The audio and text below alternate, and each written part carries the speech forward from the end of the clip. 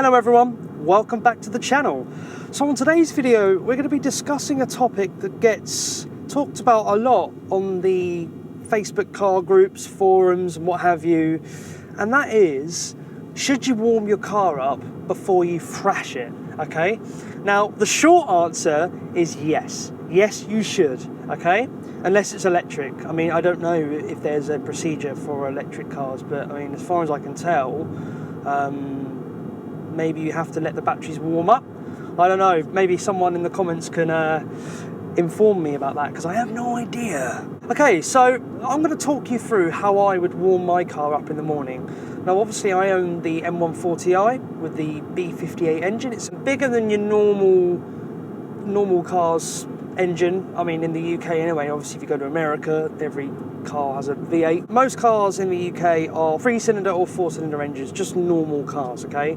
Now, because the engine block is smaller than a 6-cylinder, it's got less oil to move around the engine, okay? So that type of engine takes a lot quicker to warm up than a straight 6, for example. So for the purposes of this video, we are going to be talking about a 3-litre straight 6 engine, which so happens to be in the M140i. If you're driving a 4-cylinder car, it's going to take a little less time to warm up naturally, because it's a 4-cylinder, there's less oil to be pumped around that engine, it's got a smaller block, and the same goes for a 3-cylinder engine and so on. So anyway, the way I like to do it is I like to get in my car in the morning, turn it on, and let the cold start die down, which normally takes about 20 to 30 seconds. Once that's done, I just drive it normally, okay?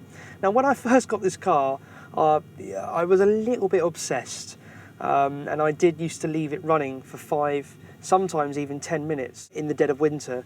Now, I don't do that anymore, and I've realised that that is an absolute waste of time. It's a waste of fuel, because when a car's idling, especially when it's cold, it's going to be running richer, so it burns more fuel. The only ever time I leave it running is when the windscreen is frozen dead. Obviously I'm not going to drive with a frozen windscreen, but it's dangerous and it's against the law, believe it or not. So yeah, that's the only ever time that I'll leave the engine idling. Any other time I just get in it and I drive it. Now, how long I drive it before I start driving enthusiastically all depends on if I've driven the car the night before or the day before, or if I've left it for a long period of time. I'll tell you why. The B58 engine actually has a system where it can hold heat in the engine for up to 24 hours. So say for example, you drive to work and you leave the car for 7 to 8 hours and you get back in it and then you drive home. The time it takes for the car to warm up when you get in it after you've driven it to work, from if you were to leave it for a week, for example, without driving, or even a few days, will be shorter. And I've actually tested this, and I constantly monitor the oil temperature gauge on the M140i, and it takes less time, because sometimes I do leave my car for a few days, and obviously I drive the same way to work, so I have little points where I know where it's up to temperature, and it definitely does change depending on how much I've driven the car before. So the M140i from factory uses a 0W30 oil. Now if you don't know what those numbers mean, don't worry, I'm going to tell you. So 0, the first number, denotes the viscosity when the oil is cold. The second number, the 30, for example, in this case, is the viscosity when the car is fully up to temp.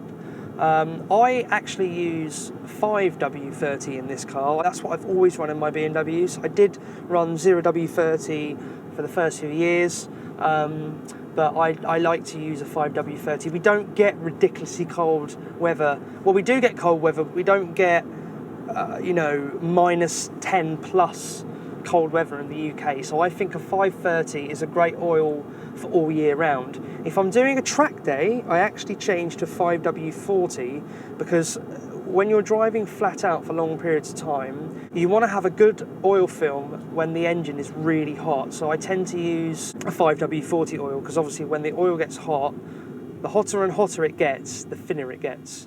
And yeah, 540 just ensures that I get a nice film of oil when I'm sort of changing gears at 7,000 RPM.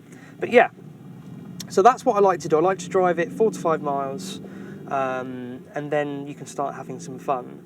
In the summer, when it's scorching hot, and I'm still using the same grade of oil, if I've driven to work and I've done my shift and I get back in my car after work and the oil temperature gauge gets up to its running temperature in 3 miles, then I will start to have some fun with the car, but I won't redline it. I will not redline it if I've only done 3 miles, even if that temperature gauge is dead on running temperature. I will try and leave it to 5 miles. However, that is not to say that if you do accidentally redline it, say for example you need to overtake someone and you accidentally hit the kick down and it does redline, don't worry about it, okay? It's going to be absolutely fine. A lot of people seem to obsess over, I won't drive my car any more than 6 to 8 miles or half an hour of driving before I put my foot down because it's going to damage the engine. And let me tell you, it's not going to damage the engine, okay? If you were to drive the car on the red line when it's stone cold, yes it will. If there's a little bit of heat in the engine, so say for example the optimum temperature for the engine is 90 degrees, and you start ragging it at 70, it's going to be okay. It's not going to damage it because the oil is still going to be flowing around the engine and protecting the components, but it's just not good practice. Okay, you don't want to do that.